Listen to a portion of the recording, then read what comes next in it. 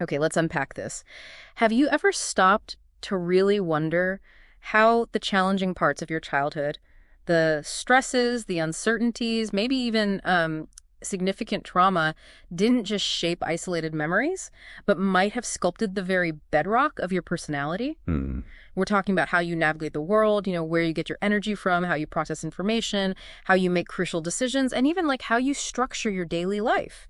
It's a deeply personal and, well, fascinating question.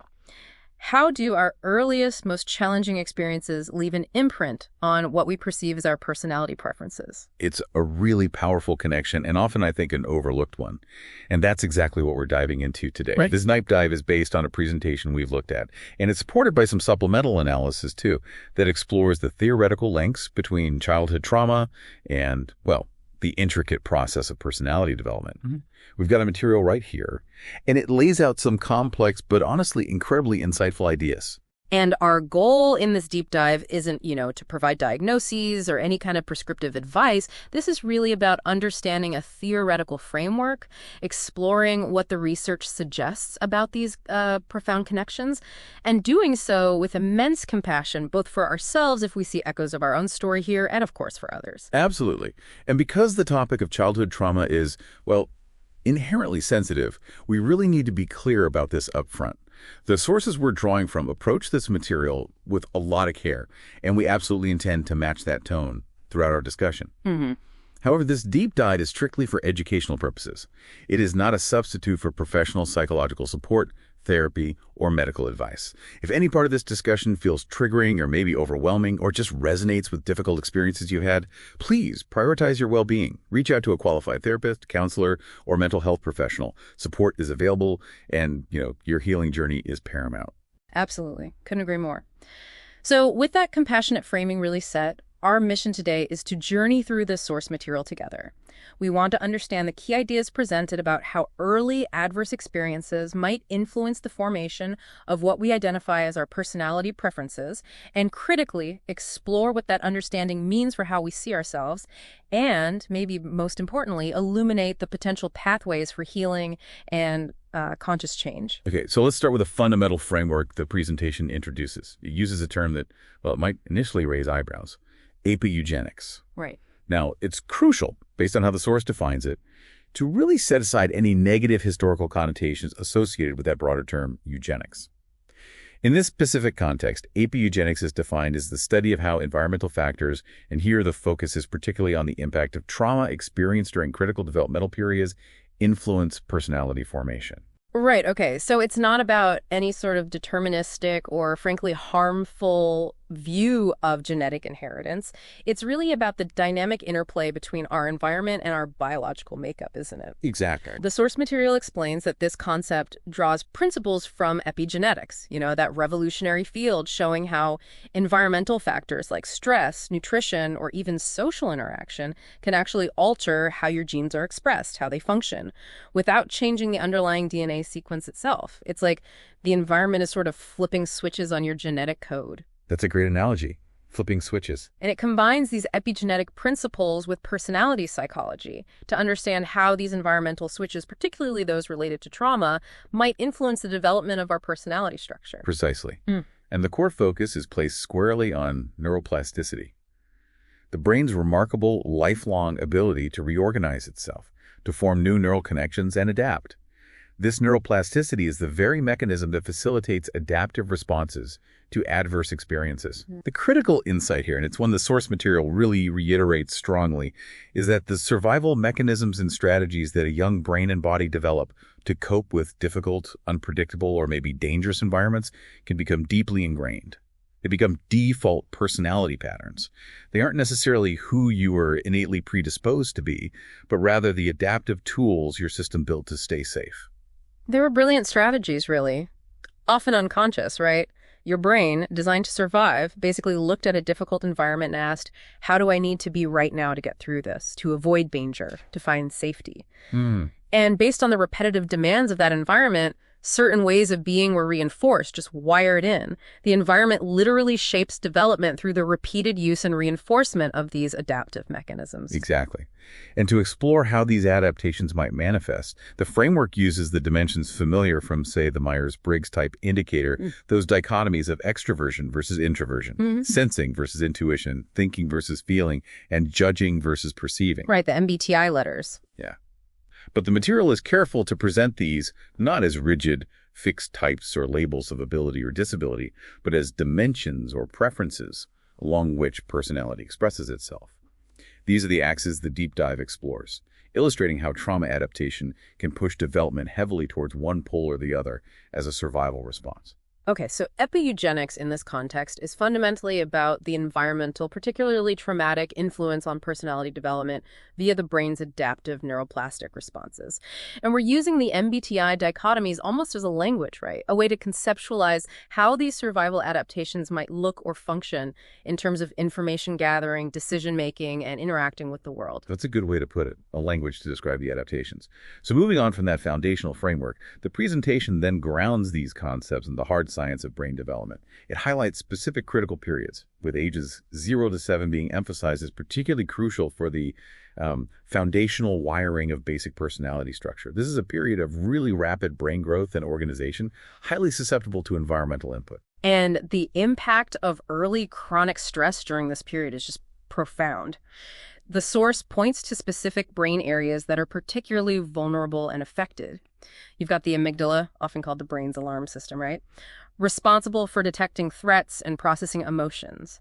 It can become hyperactive, just constantly scanning for danger. Right, stuck in on mode. Yeah, and the hippocampus, vital for learning and memory, especially that contextual memory that helps us distinguish safe from unsafe situations. Well, that can be inhibited or even decrease in volume under chronic stress. It impairs its ability to put experiences into perspective. And then there's the prefrontal cortex, the area associated with executive functions like planning, decision-making, impulse control, regulating social behavior, which is actually the last part to fully develop. Its development can be altered too. So its ability to, put the brakes on that overactive amygdala might be compromised. Yeah. Exactly. That connection can be weaker. And stress hormones like cortisol, when they're consistently elevated, they literally alter the neural pathways in these critical areas. Right. They wire the brain to prioritize survival responses over things like exploration, connection, or higher-level reasoning. Which brings us immediately to the hope and healing aspect mentioned right alongside brain development in the source material. Because while it acknowledges that these survival adaptations can become deeply embedded, become the brain's default routes under any stress, the material emphasizes that neuroplasticity continues throughout life. This is the powerful counterpoint, isn't it? The brain that adapted so brilliantly to survive can also adapt to safety and connection. That's the crucial message of hope, absolutely. Understanding how the brain adapted for survival doesn't just explain the patterns, it actively enables the process of conscious change. It means these patterns aren't fixed destinies. With new, safe experiences and targeted therapeutic work, the brain can actually forge new pathways. It can strengthen areas that were perhaps underdeveloped in a survival-focused environment and soften those hyperreactive ones. And this understanding of the profound, lasting impact of the early environment isn't just theoretical, is it? The source material points to the extensive and really validating research from the Adverse Childhood Experiences, or ACEs, study and all the work that followed. This is landmark stuff, provides compelling data. Absolutely. The presentation shares some, pretty stark statistics. It notes that the original ACE study, which was conducted by the CDC and Kaiser Permanente, found that a significant majority of the population studied, 67%. That's 2/3 reported experiencing at least one ACE. Wow, 2/3. Yeah. They examined 10 categories of childhood trauma and household dysfunction, ranging from, physical, emotional, or sexual abuse to neglect, and also household challenges like witnessing domestic violence, having a household member with substance abuse issues, mental illness, or maybe who was incarcerated. And the core findings from that research are just impossible to ignore, really. Yeah. There's a strong dose-response correlation, meaning the more ACEs a person experiences, the higher the risk of negative outcomes across a vast spectrum: physical health problems, mental health conditions, social challenges in adulthood. That's right. The source specifically mentions increased risk for things like depression, anxiety, and PTSD, which are direct psychological connections, obviously. But the research links ACEs to conditions like heart disease, diabetes, substance abuse, and, well, much more. It's systemic. It truly underscores the systemic, body-wide, and lifelong impact of early adversity, doesn't it? This body of research provides undeniable validation for the whole premise that childhood experiences deeply shape our health, behavior, and personality expression right into adulthood. It really moves the conversation from just theory to robust empirical evidence, and it highlights the critical need for trauma-informed approaches across society, really. Okay, so we've established the theoretical framework, this Epi-Eugenics concept. We've looked at the biological underpinnings in brain development and stress response, and we have the compelling validation from the ACE's research. Now, let's really zoom in on the core mechanism.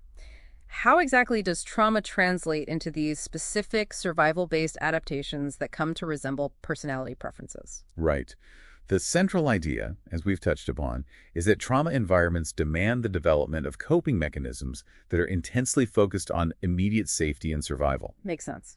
What the source material really emphasizes is that the repetition of using these coping mechanisms because the dangerous or unpredictable environment is often ongoing is what leads them to become ingrained. They become the brain's default pathway, the lowest energy route, and they develop into what looks and feels like a stable personality preference, even if it's not where the individual system might have naturally gravitated in a safe environment. It's like building a muscle, isn't it? By repeatedly performing the same strenuous task, you get incredibly efficient at that task, and it becomes your go-to way of moving, even when the task isn't required anymore. Exactly. That's a perfect analogy. The material gives examples of how this impacts fundamental ways we function. Like hypervigilance, for instance, profoundly impacts information processing. Instead of processing information broadly and curiously, your system is constantly scanning the environment, prioritizing potential threats, noticing the tiniest shifts in tone, expression, or surroundings. And trust issues, maybe stemming from relational trauma, fundamentally influence social orientation. If connection has been a source of pain or betrayal, the most adaptive response might be withdrawal and intense self-reliance pushing towards what looks like introversion. Or the opposite, right? Or conversely, yeah. If safety depended on managing a volatile caregiver, maybe hyper-attunement to others and people-pleasing, might develop pushing towards a kind of reactive form of extroversion. Reactive extroversion, I like that term. And unmet needs for safety and predictability, or maybe experiences of being controlled. Those impact decision-making and how we approach structure, right? Definitely. If your environment was chaotic, control becomes paramount. That might lead to rigidity, excessive planning, and intense need for order leaning towards judging behaviors. Trying to create order out of chaos. Precisely. But if the environment was overly controlling or shaming, then avoiding structure, resisting plans, or maintaining flexibility might be the only way to carve out a sense of autonomy or avoid failure, leaning more towards perceiving. Resisting the control. And the supplemental text adds a crucial layer here by linking this core mechanism to the nervous system's automatic stress responses. It explains that severe or chronic stress triggers adaptive neural rewiring, often mediated by the sympathetic fight-or-flight and parasympathetic freeze-shut-down systems. Hyperarousal, that stuck on high alert state, can lead to the overdevelopment and over-reliance on certain protective functions. For example, using thinking logic, analysis, to constantly analyze perceived threats, or maybe to wall off and suppress overwhelming emotional pain. Makes sense. Using logic to feel safe. And conversely, hypoarousal, the freeze or shut-down state where the system becomes numb or withdrawn to cope with inescapable threat, can lead to retreating into safe internal functions. Like hiding inside? Sort of. This might manifest as heavy reliance on intuition to escape the painful present reality through imagination or abstraction, or withdrawing socially into introversion because the external world just feels too dangerous to navigate. These aren't conscious choices initially. They're automatic, adaptive neural responses reinforced by repetition. Okay, this is where it becomes incredibly illuminating, but also, really complex. Let's take this understanding of survival-based adaptations and apply it to the specific MBTI dichotomies. How might different types of trauma experiences push development along the lines of extroversion versus introversion, sensing versus intuition, thinking versus feeling, and judging versus perceiving, creating these adaptive responses? All right, let's spend some time really diving into each pair, exploring the specific ways trauma might imprint itself, creating survival strategies that look like one preference pole over the other. Sounds good. First, extroversion E versus introversion. This dichotomy speaks to where we tend to focus our energy and attention outwards on the external world for extroversion, or inwards on our internal landscape for introversion. The source material highlights how experiences of safety, or the lack thereof, particularly in relationships, can dramatically shape these patterns. Okay, so think about a child experiencing isolation or severe neglect, like a profound lack of consistent, safe connection, or maybe frequent experiences of rejection. In that environment, relationships aren't a source of energy or safety. They're unreliable or maybe even painful. Yeah, the adaptation is to turn inward. Exactly. The adaptive response is to learn that solitude is the safest state. The child might become intensely self-reliant, developing a kind of hyper-independence that makes them distrust connection, because relying on others led to pain or disappointment. And the supplemental text notes this can push development towards what looks like introverted preferences, citing potential examples like ISTP or INTP types, who typically prioritize internal processing and independence. But it's not necessarily their innate energy style. It's more like a defensive posture, where withdrawal feels like control over who can hurt you, control over potential rejection. So initiating social contact could feel deeply uncomfortable precisely because the foundational experiences taught them connection is unsafe? Exactly. Now consider the flip side. A child experiencing enmeshment, or maybe a smothering environment, perhaps with blurred boundaries, excessive parental reliance, or feeling responsible for a caregiver's emotional state, particularly if that caregiver is volatile. Okay, so the dynamic is totally different. Completely. In this context, safety might depend on constantly monitoring the caregiver's mood, anticipating their needs, or performing a certain level of sociability or charm just to keep the peace and avoid outbursts, or maybe the caregiver's emotional collapse. Ah, the reactive extroversion you mentioned. Exactly. The source describes it that way. The child learns that focusing intensely on the external environment, specifically the emotional states of others, is the way to maintain safety. The example given is a child of a narcissist learning to charm, to diffuse potential rage, pointing to potential ESFJ or ENFJ types, known for their external focus and attunement to others' feelings. But it's not about genuinely gaining energy from social interaction, is it? No, it's more like a performance, a survival strategy externally imposed to manage a threat. The energy is expended on managing others, not gained from the interaction. Got it.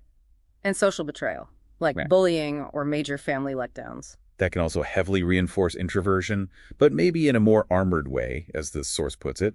If interaction consistently leads to pain or disappointment, retreating into the internal world fantasy, books, solitary hobbies, feels like building an armor against perceived external threats. Protecting yourself by pulling back. Right. The source mentions a bullied child escaping into reading or imagination, linking it to types like INFJ or INTJ, known for their rich inner landscapes.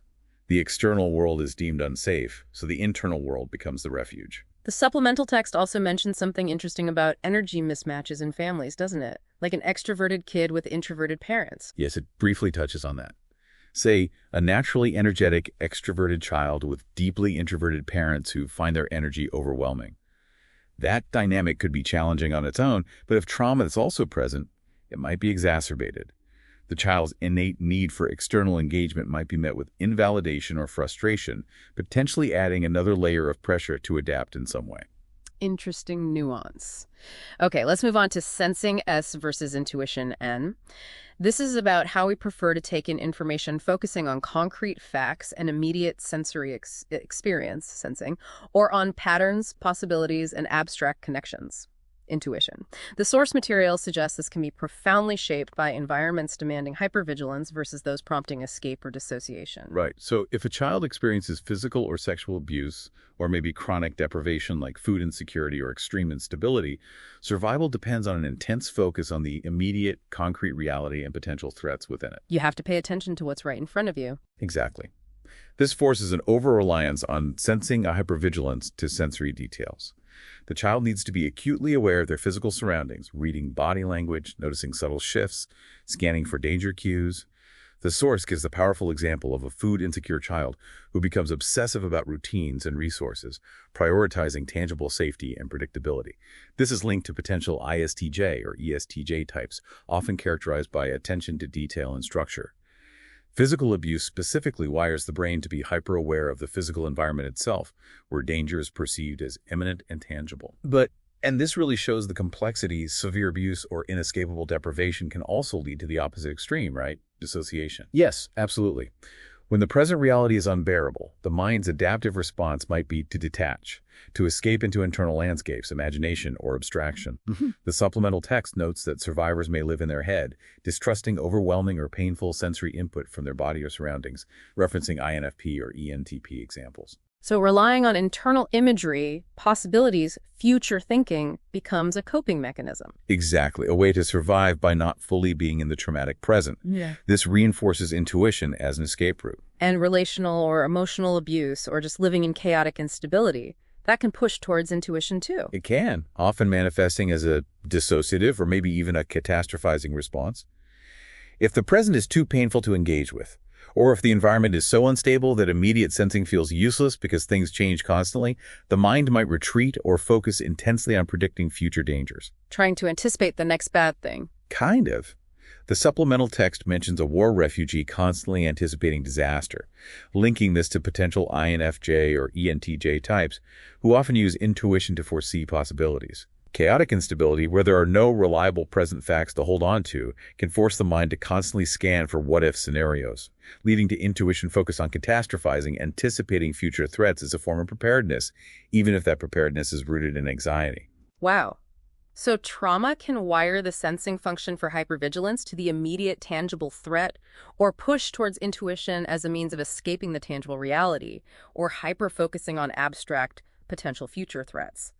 The source contrasts the typical S focus, what is, with the N focus, what if, showing how trauma can distort or exaggerate these natural tendencies for survival. Exactly. Okay, let's move to thinking, T, versus feeling, F. This dichotomy is about how we tend to make decisions prioritizing objective logic and analysis, thinking, or values, impact on others, and emotional harmony, feeling. And this seems deeply shaped by experiences of emotional safety, or the lack thereof. Yeah, this one feels particularly potent. Consider a child experiencing emotional neglect, harsh emotional abuse, or constant critical shaming, especially around their feelings. Hearing things like, stop crying, don't be so sensitive, you're being stupid. That teaches the child that expressing emotions is dangerous. Right. Or weak. Or just leads to more pain and invalidation. So the adaptive response is to wall off feelings, suppress emotional vulnerability, and maybe overvalue logic, rationality, and intellectual competence as a kind of protective shield against pain and criticism. Decision-making becomes heavily reliant on detached analysis. Exactly. The source provides the poignant example of a child shamed with stupid who learns to prioritize intellect and dismiss feelings, linking this to potential INTP or ENTJ types known for their logical analysis. An inconsistent or unpredictable punishment can lead to developing rigid internal rules and logic structures, basically using thinking to create an illusion of control and predictability in an emotionally chaotic world. An abused child might also internalize criticism and judge themselves or others very harshly as a defense mechanism, right? The source mentions IS2J JSTP examples here. And this rigid logical armor, while protective at the time, can become a significant barrier to emotional intimacy later in life. Okay, so what about the other side? Experiences like parentification or severe enmeshment, where a child has to take on emotional responsibilities for a caregiver, or constantly monitor and manage a caregiver's volatile emotional state just to ensure their own safety. Well, that trains the child to be excessively attuned to others' feelings, prioritizing others' comfort, maintaining harmony, anticipating emotional needs. These become paramount survival skills. So feeling becomes the dominant mode. It seems so. The source mentions the child who becomes the caregiver's therapist and kind of loses a sense of their own needs or feelings in the process, linking this to potential ISFJ or ESFJ types, often deeply focused on the well-being and harmony of others. Decisions get filtered primarily through the lens of how will this affect others' feelings and will this maintain harmony? Exactly. This adaptive strategy, while maybe necessary for survival in that context, can definitely impede the ability to balance personal needs and values with those of others later on. The source also notes the particular vulnerability of young feelers, who naturally absorb others' emotional states intensely and desperately need validation for their own feelings to avoid internalizing distress and others' pain. So, trauma can push someone towards thinking as an emotional armor, or towards feeling as a survival strategy based on managing the emotional environment and the needs of others. That's quite a spectrum. It is. And finally, judging J versus perceiving P. This dichotomy relates to our preferred approach to structure, organization, and closure, preferring planned, decisive approaches, judging or flexible, spontaneous ones, perceiving. This seems profoundly shaped by experiences of chaos versus rigid control. Right. So consider a child growing up in an environment of chaotic instability, maybe due to parental addiction, mental illness, or just extreme unpredictability, where nothing is reliable and safety feels elusive. The adaptive response is an intensive, sometimes even compulsive need for order, planning, and predictability in the areas they can control. Trying to create islands of safety. Exactly. Structured routines, rigid schedules, maybe obsessive organization. These become a desperate attempt to impose internal control on an unpredictable external world, creating an illusion of safety. The source gives the vivid example of a child of an addict obsessively organizing their life, linking this to potential ESTJ or ISTJ types who often thrive on structure and order. Compulsive planning and rule setting for oneself and maybe others too are common manifestations, amplifying judging traits to create a desperately needed sense of stability. Children from such chaotic environments often cling tightly to schedules or rules they can control, yeah. But then, conversely, an environment characterized by authoritarian control, excessively rigid rules, constant criticism, or chronic shaming for not meeting impossible standards, well, that can make strict planning and decisiveness feel deeply oppressive and dangerous. Because every choice, every plan is subject to harsh judgment or potential failure. Precisely. So the adaptive response might be to maintain flexibility, resist structure, maybe procrastinate, or avoid committing to decisions altogether as a way to resist the suffocating control or minimize the opportunities for criticism or failure. Staying fluid to avoid being pinned down or failing. The source mentions a strictly monitored child who develops patterns of procrastination or avoiding commitment, linking this to potential ENFP or ISFP types, known for their flexibility and spontaneity. A child repeatedly labeled a failure might internalize that label in fear, making any choice for fear of confirming their perceived inadequacy. The source links this to INTP, ENFP examples too. So in this context, spontaneity and keeping options open, rather than being inherently preferred ways of operating, become powerful symbols of personal freedom and resistance against external constraint. Exactly. And the source even mentions a potential interaction with birth order, suggesting that firstborns, often given more responsibility, might be more inclined towards judging due to modeling, while laterborns might lean more fear. Perceiving as they adapt to existing family dynamics.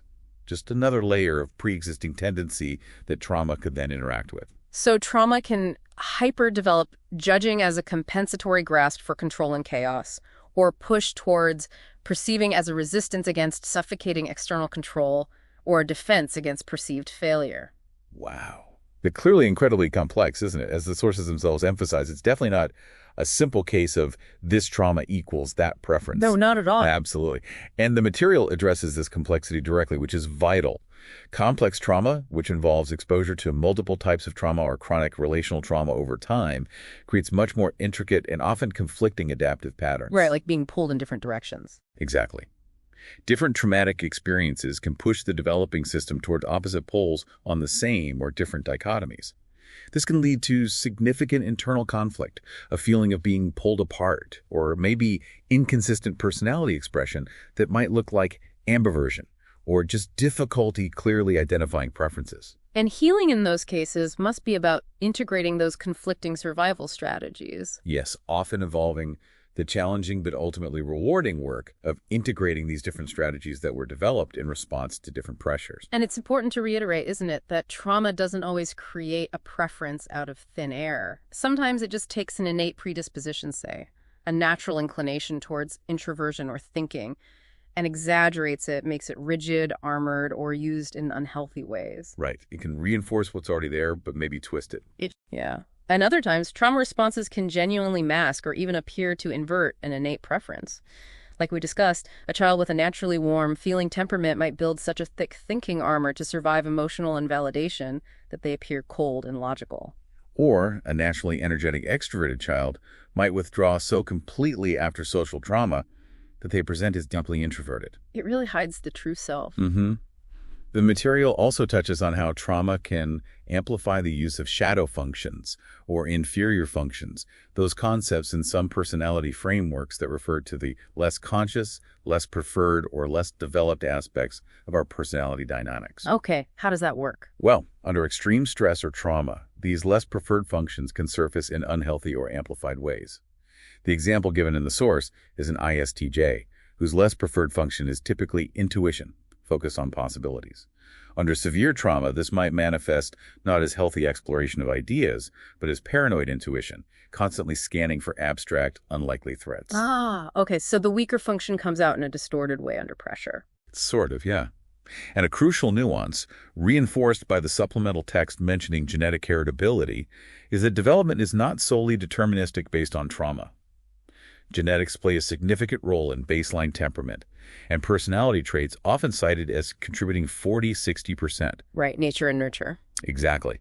And later life experiences, relationships, and environments also continuously interact with and can modify the patterns established in childhood. Trauma is a powerful influence, absolutely, but it exists within a complex system of innate predispositions and ongoing life experiences. The sources offer some incredibly insightful quotes that capture these nuances beautifully, don't they? They really do. Dr. Bessel van der Kolk, a pioneering figure in trauma research, is quoted as saying, "Trauma sculpts personality not by revealing it, but by armoring it." Wow, armoring it. Yeah. That's powerful. It distinguishes the true self from the protective shell developed in response to adversity. It really does. And Dr. Susan Cain, known for her work on introversion, offers a perspective that highlights the interaction of nature and environment. Personality emerges from the interplay of predisposition and the meaning a child assigns to experiences. So it's not just the event, but the child's subjective experience and interpretation of it built upon their innate wiring. That makes a lot of sense. And finally, Dr. Yvonne Nelson-Reed is quoted, "Type awareness helps families make the most of personality differences."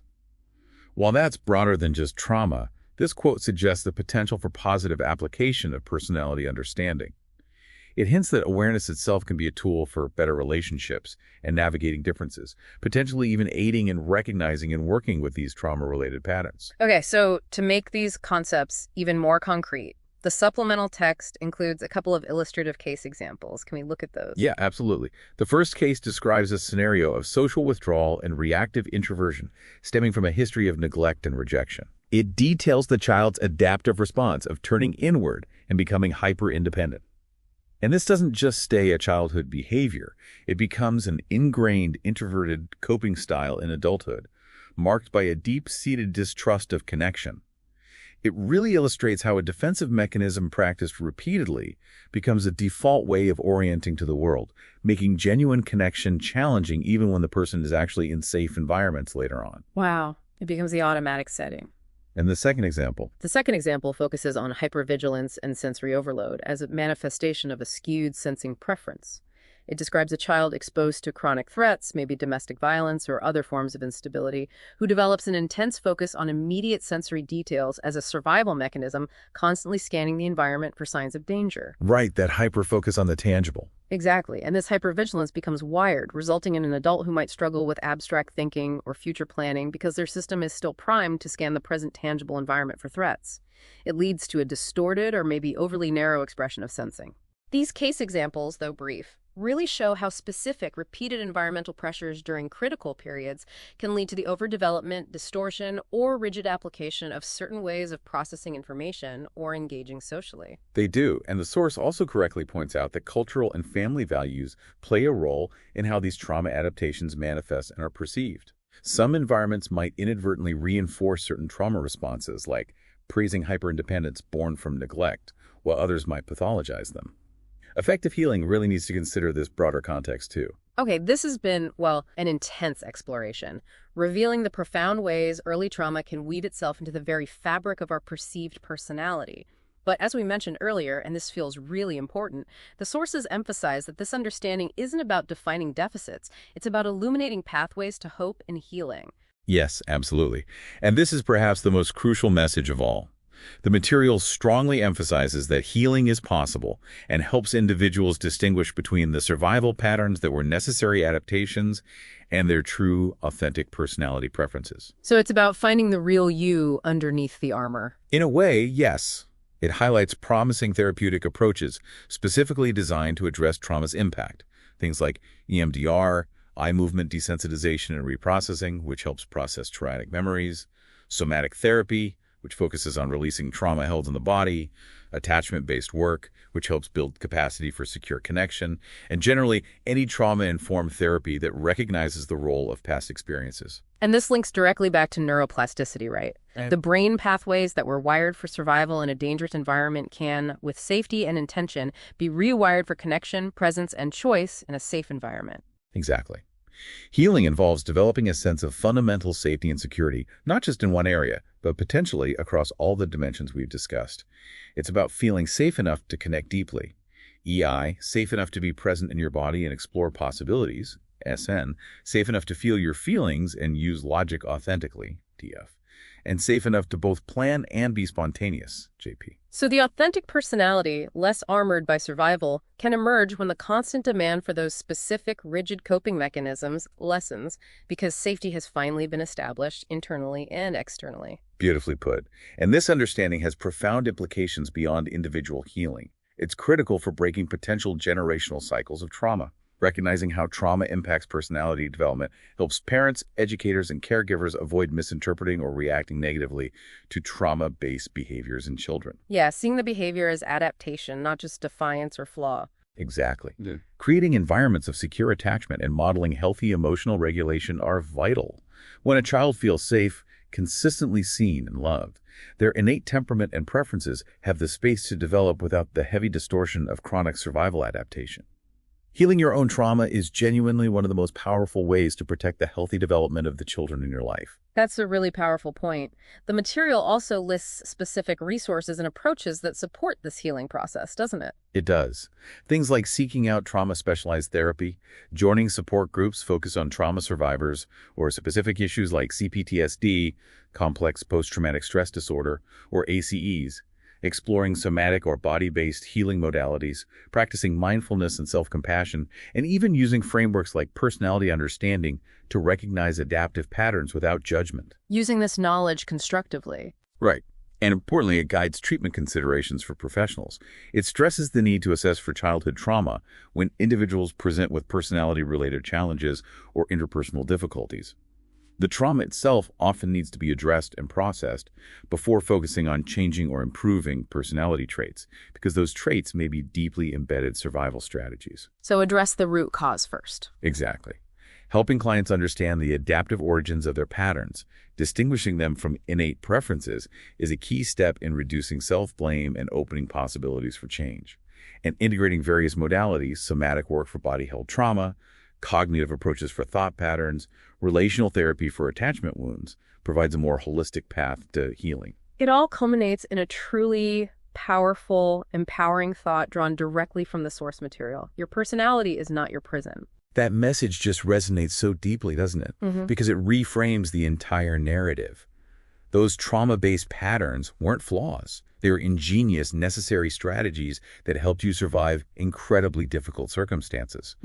Understanding their origin fosters self-compassion and reduces the shame or self-judgment often associated with trauma responses. It shifts from what's wrong with me to what happened to me and how did I adapt? Precisely. And the process of healing offers choice. It allows you to loosen the grip of those old survival strategies and intentionally choose how you want to express your personality in the present, based on safety rather than threat. The message is one of profound hope. You are not defined or permanently broken by what happened to you. You were beautifully adapted to survive. And recovery, reclaiming your authentic self, is absolutely possible through dedicated healing work and enduring power of neuroplasticity at any age. So, to bring this deep dive back to its core message, childhood trauma can profoundly shape what appears to be our personality preferences, not as a fixed identity, but by installing and reinforcing survival adaptations along the dimensions of extroversion, introversion, sensing intuition, thinking, feeling, and judging, perceiving. These patterns were smart strategies developed to navigate unsafe environments. But the most important takeaway really is that these patterns are not your permanent reality. The brain's ability to change neuroplasticity offers a path forward. Healing is possible, allowing you to understand, integrate, and move beyond these adaptive strategies, ultimately fostering safety and giving you choice in how you express your authentic personality. And as you reflect on these ideas, please hold on to the compassionate tone that guided our discussion. Extend that compassion to yourself if you recognize any echoes of your own history in these patterns, and maybe extend it to others whose behaviors might be deeply rooted in past experiences you cannot see. Absolutely. Thank you so much for joining us on this deep dive into what is undeniably a complex, sensitive, but incredibly important topic. We truly hope this exploration has offered some new insights, perhaps opened up some questions for you, or maybe provided a framework for understanding the profound impact of early experiences and, crucially, the powerful potential for healing. We encourage you to maybe sit with these ideas, consider sharing this deep dive if it resonated, and discuss these concepts further. Understanding how adaptive patterns manifest can be a truly transformative tool for both self-discovery and for fostering deeper empathy for the journeys of others.